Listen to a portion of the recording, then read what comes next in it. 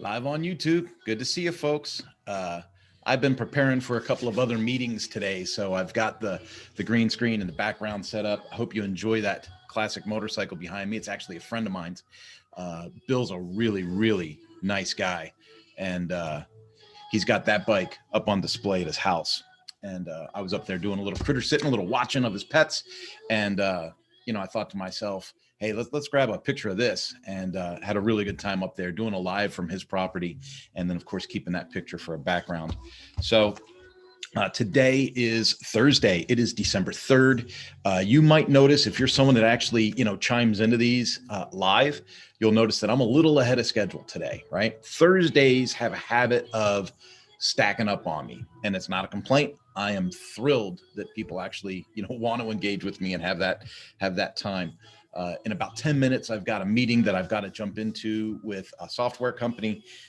And then at 9 o'clock, I've got a meeting that I do with a humorist, actually, Greg Kettner. Fabulous individual. We met earlier in 2020.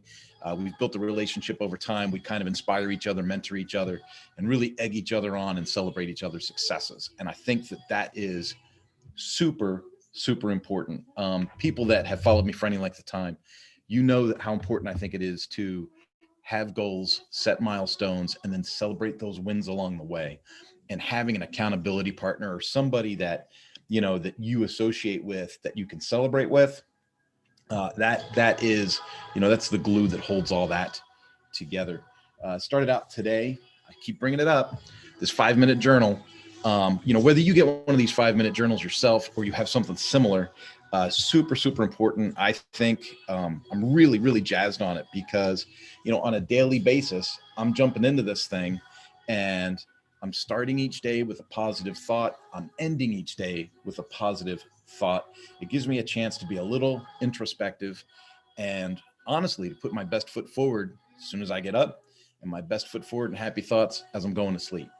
And no matter how bad your day is or how bad you think your day is, there's something positive to pull from it, right? And so I think that's important. Now, I want to celebrate. I really want to celebrate. You've heard me say before, hey, I jumped on the horn with this dealer. I was doing some consulting. This is through the Power Sport Academy, by the way. And so I get people into the Power Sport Academy and I start doing things. And I say, hey, let me cover up the name of the dealer so I don't throw them under the bus. Okay. But I'll say, hey, send me a representation of some of your repair orders. That's part of your homework, right? And then I have a thing called the dealership heartbeat report, right? Where people submit to me how many ROs they did in a month, how many hours they flagged, how many technicians they have, who was out for training, stuff like that. Okay. So I take that heartbeat report and I drive down some KPIs. Now, if you don't know what a key performance indicator is, a KPI, I've got a course for that, right? And so I teach people about KPIs and how to track them and how to make decisions based on those KPIs. And then we go through and we do an audit of the repair orders. And as I go through the repair orders, you can see I mark them up with different colors. And I go, okay, good, bad, good, bad. And we go through the whole thing. And then I go over this with them and I say, hey, this is the effect that this process is putting on your business. Let's switch a couple of things up and see where we get. Well, a month ago, 6 weeks ago, 2 weeks ago, we were on consulting calls with this particular dealership. And I kept saying, this is worth $138,000 a year to you. Let me show you how. I said, if you would just change the way you write your repair orders, you would see this. And then we did kind of an analysis and said, what's the average shop rate in your area? What's your current shop rate? And what's your load? Like, what's your workload? If you were to raise your shop rate, how would that help, right? And so we went through a couple of different exercises. Well, today, in a couple of hours, I get back on Zoom with this particular dealership. And, if I could, if I could magically make a bottle of champagne appear in their service drive, I would. It is time to toast success and celebrate some wins. As I said, some of the repair order processes were interfering with the productivity of the technicians.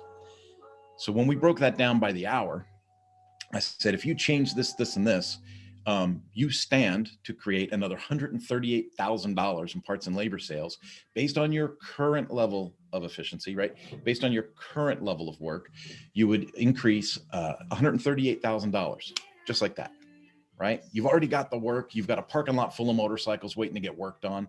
You've already got a waiting list to get into the shop. So it's not a matter of having to sell more. It's a matter of being more efficient and productive with the time you've got.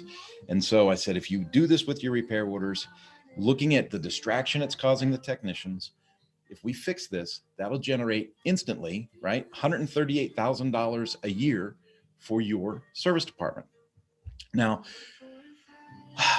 they did that, which they don't know yet because I haven't got on the horn with them to tell them this, but I just did an audit of their repair orders, and it used to be 90% of the repair orders had problems.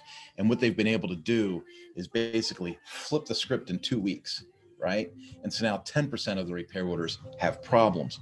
And you know what? No shop is going to be perfect. And so when you can go from 90% issues to 10% issues, what happens to productivity, efficiency, and revenue, right? Starts to shoot up on you. Now, take into effect that they were a little bit low on their labor rate. They hadn't adjusted their labor rate in a long time, and other shops had, especially in their area. They were very inexpensive. And so they could bump their labor rate without affecting customer flow, right? Now, will somebody get upset that the labor rate goes up $15 an hour? Yeah, they might. Is that the customer you want to keep forever? No, it's not, right? Let's be real here.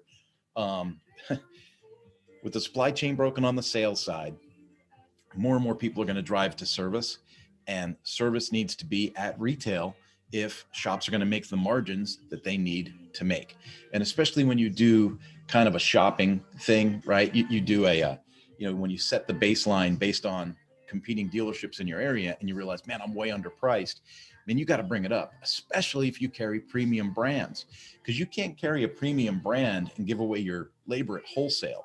What that does is it lowers the value of your service, right? And you don't want to lower the perception of your service. You want to raise the perception of your service. So based on some coaching, they raised their labor rate by $15 an hour. Now, normally I would say $15 an hour isn't enough. If you're going to go through the problem of changing your signs and changing your labor rate with OEMs and stuff like that, I would say, let's go for $40 an hour. Let's go for, let's make this an established, let's earmark this as something that has happened, and why, right? New management, new staff, new processes, this is why it's more expensive. We've increased the experience by this much, but they went for $15 an hour. That's totally fine. It's their business. It's their decision. And I support it. Here's the deal.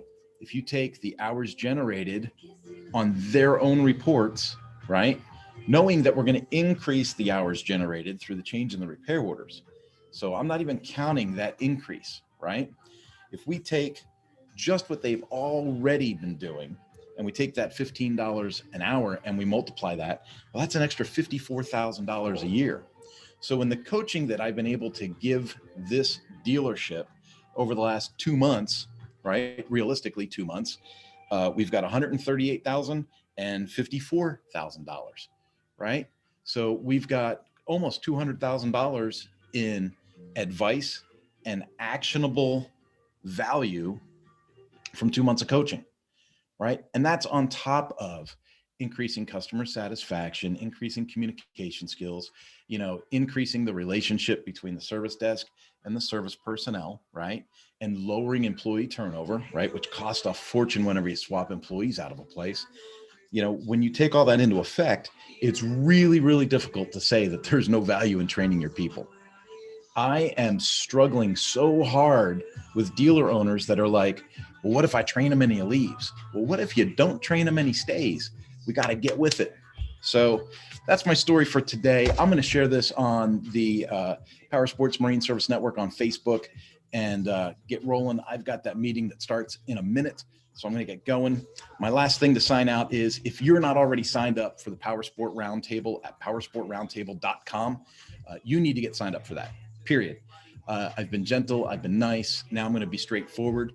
I've got a bevy of professionals coming in. We've got sales, BDC development, social media, and leadership, all giving a talk centered on power sports and power sports development and sales. And then I'm bringing up the tail end and talking about service. This is going to kick ass. You need to be there December 9th. Go to the powersportroundtable.com. Admission is free, but you have to reserve your seat so we know you're coming. And it's an online event from 9 o'clock in the morning till 2 o'clock in the afternoon. I got to go, folks. Have yourselves a good one. Love y'all. Take it easy.